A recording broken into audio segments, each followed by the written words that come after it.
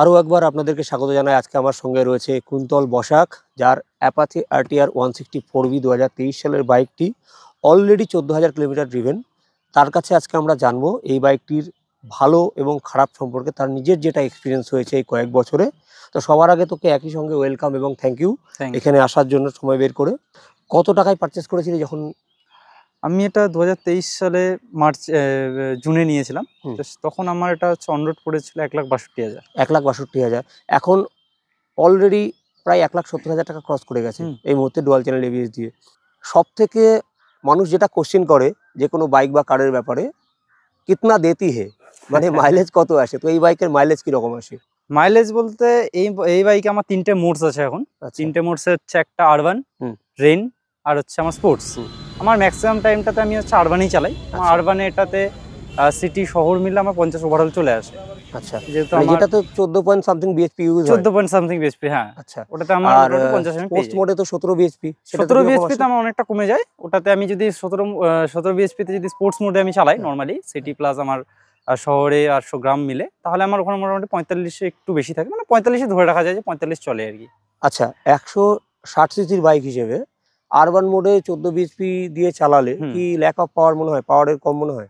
খুব একটা কম না, কিন্তু যদি হাইওয়েতে রাইড করি তো সেক্ষেত্রে আমার একটু পাওয়ারটা কমই মনে হয়। তখন সেই সময়টা স্পোর্টসটা একটু বেটার। স্পোর্টসটা বেটার। স্পোর্টসটা বেটার। নরমালি আরবানে চলে যায় আমার। আচ্ছা, তাহলে ওভারঅল মাইলেজ আরবান মোডে চালালে মোটামুটি 50 দিয়ে দেয়। হ্যাঁ, 50 দিয়ে। যখন পারচেস করলি তখন কি এটা টেস্ট রাইড নিয়েছিলি? হ্যাঁ, টেস্ট রাইড নিয়েছিলাম। আচ্ছা, এর সঙ্গে আর কোন কোন বাইকে টেস্ট রাইড নিয়েছিলি, বা কোন কোন অপশন তোর পছন্দ ছিল যেটা মনে হয়েছিল যে না এটাও কেনা যায়? আমার ওই সময় একটা TVS RTR, যেটা আমার 4B যেটা এখন আছে, এটা ছিল একটা। সঙ্গে NS 160 ছিল। আচ্ছা, আর N160 ছিল আমার। আচ্ছা, NS 160 বা N160 থেকে এই বাইকে কি বেটার মনে হলো, কোন ফিচার্সগুলো যে এটাতে শিফট করে গেলি? ওটাতে আন্ডারবেল এক্সস্ট ছিল, এটা সাইলেন্সারটা হচ্ছে ইঞ্জিনের নিচে থাকে। তো সেক্ষেত্রে ওই বাইকটা আমার এই জন্য জল টল অনেক সময় ঢুকে যায়। আর আমার যাতায়াতের পথে একটা আন্ডারওয়ে হচ্ছে রেলওয়ে টার্নেল পড়ে। আচ্ছা, সেটার জন্য আমার ওখানে ম্যাক্সিমাম বৃষ্টির টাইমে জলটা জমে থাকে। সেক্ষেত্রে আমি ওই আন্ডারবেল এক্সস্টটা আমার ওখানে প্রবলেম ক্রিয়েট করতে পারে, ইস্যু একটা। তো সেক্ষেত্রে আমাকে এটা চুজ করতে হয় আর কি। কিছুদিন আগে দার্জিলিং ট্যুর করে এসেছিস। আচ্ছা, জানতে চাইবো যে ওভারঅল পারফরমেন্স কীরকম? ব্রেকিং, হেডলাইট, সিট কমফোর্ট সবকিছু। এর সবার আগে বল যে সিটের কমফোর্ট কীরকম বা সাসপেনশনের কমফোর্ট কীরকম? সাসপেনশন কমফোর্ট যথেষ্ট ভালো। সিটিং কমফোর্ট আমার একটু সামনে যে রাইডের যে কুশিংটা আছে, কুশনটা একটু যদি কুশনিং থাকতো আর কি হাইওয়ে রাইডের জন্য, আর একটু সফট হলে ভালো, সফট হলে বেশি ভালো হয় আর কি। আচ্ছা, এখনকার সব বাইকেই তো এলইডি হেডলাইট। তো এলইডি লাইট কিরকম লাগে হ্যালোজেনের সঙ্গে কম্পেয়ার করলে? হ্যালোজেনের সঙ্গে কম্পেয়ার করি যদি আমি নর্মাল ওয়েদার বলি, তো এই গাড়ির লাইট যথেষ্ট ভালো নর্মাল ওয়েদারে। আর যদি হচ্ছে উইন্টার সিজন বলি বা হচ্ছে বর্ষাকালের টাইম হয়, সেক্ষেত্রে আমার মনে হয় হ্যালোজেন থাকলে বেশি বেটার। এর সার্ভিস কস্ট কীরকম আসে? পেইড সার্ভিস কস্ট আমার এটাতে হচ্ছে পেইড সার্ভিস কস্ট এসেছিল অ্যারাউন্ড 1600 থেকে 1700 টাকা। আচ্ছা, আর ফ্রি সার্ভিসগুলোতে কীরকম? ফ্রি সার্ভিসে এসেছিল আমার ম্যাক্সিমাম 1100 থেকে 1200 টাকা।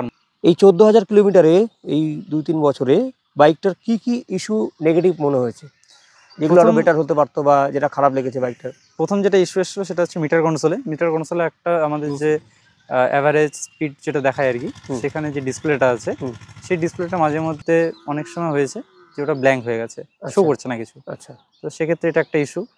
আর আরেকটা ইস্যু হয়েছে সেটা হচ্ছে ABS এর তার আমার ছিঁড়ে গেছিল হালকা একটা ধাক্কা, অ্যাক্সিডেন্টে। আচ্ছা, অ্যাক্সিডেন্টটা খুব একটা বড় না, একদম ছোট্ট একটা অ্যাক্সিডেন্ট, যার শুধু একটা ধাক্কা লেগেছিল। সেক্ষেত্রে কত স্পিডে ছিল বাইক?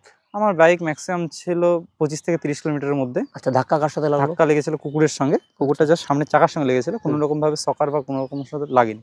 আচ্ছা, সেক্ষেত্রে ব্রেকের কেবলটা, মানে যেটা ABS এর কেবল সেটা ছিঁড়ে গেছিল।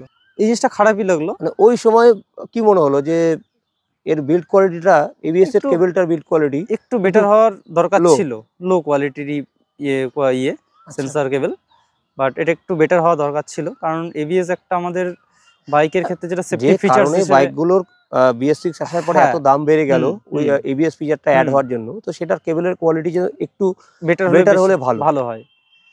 আরেকটা যেটা আমার খারাপ লাগে সেটা হচ্ছে যে আমার এই যে গাড়িটা আছে স্পেশাল এডিশন, এটাতে হচ্ছে যে টায়ারের যে রিং এর যে কালার যেটা আছে, সামনে ব্ল্যাক পিছনে লাল, রেড। হ্যাঁ, সেটাতে হয় যে চেনটা যদি আমি গাড়িটা পরিষ্কার টরিষ্কার চেন লুপ করা হয়, চেন আচ্ছা। লুপের পরে পুরো গাড়ির কিছুটা রাইড করার পরে 2-3 মিনিট যাওয়ার পরে নোংরা হয়ে পুরো যায়। লুপটা পিছনের চাকার রিং এর উপরে চলে আসে। আচ্ছা, আচ্ছা। আর লাল হওয়ার ক্ষেত্রে সেটা একদম পুরো ভিজিবল হয়ে যায়। সেই জন্য এটা খুব যেটা কালো রং থাকলে যেটা দেখা হুম। যেত না, লাল হওয়ার কারণে সেটা লাল visible হওয়ার হয়ে কারণে যায়। পুরোটা মানে গাড়ি show করে। পরিষ্কার করার সঙ্গে সঙ্গে মনে হয় যে নোংরা নোংরা লাগছে। হ্যাঁ, এইটা একটা ওটা একটা ডিসঅ্যাডভান্টেজ আছে লাল কালারের। আরেকটা ইস্যু সেটা হচ্ছে যে ব্রেক ক্যালিবারের হচ্ছে যে ক্যালিবারটা আছে, সেই ক্যালিবারের যে কালার কোডিংটা আছে সেটা উঠে যাচ্ছে, যেটা নর্মালি কোনো ব্রেক অয়েল যদি পড়ে ওটার উপরে, যে সেক্ষেত্রে কালারটা উঠে যায়।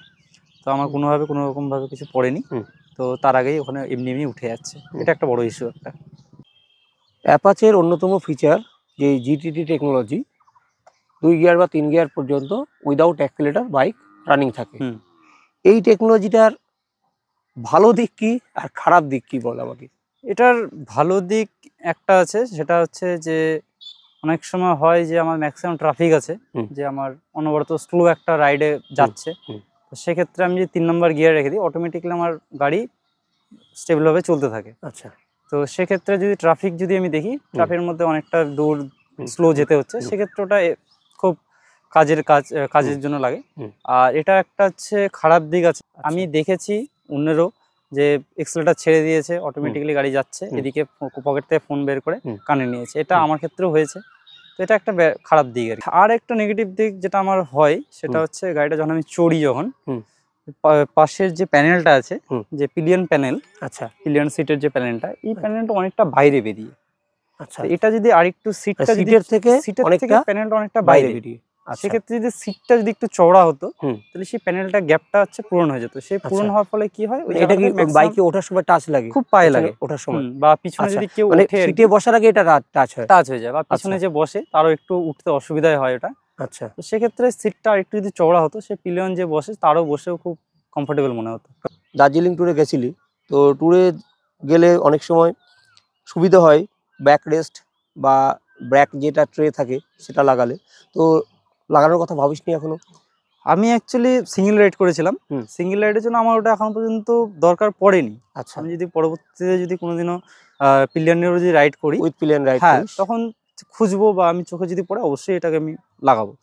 আচ্ছা, আপনারা অ্যাপাচে আরটিআর 4V 160 2023 মডেলের ভালো খারাপ ওনারশিপ এক্সপিরিয়েন্স শুনলেন। ফার্স্ট হ্যান্ড বা সেকেন্ড হ্যান্ড মার্কেটে বাইকটি আপনারা পারচেস করতেই পারেন এর ভালো খারাপ সব কিছু বিবেচনা করে। আবার দেখা হবে পরের ভিডিওয়। আপনাদের ভালো লাগা খারাপ লাগা সম্পর্কে কিছু থাকলে অবশ্যই কমেন্টে জানাবেন, আর অবশ্যই বাইক কেনার আগে টেস্ট রাইড করবেন। Thank you.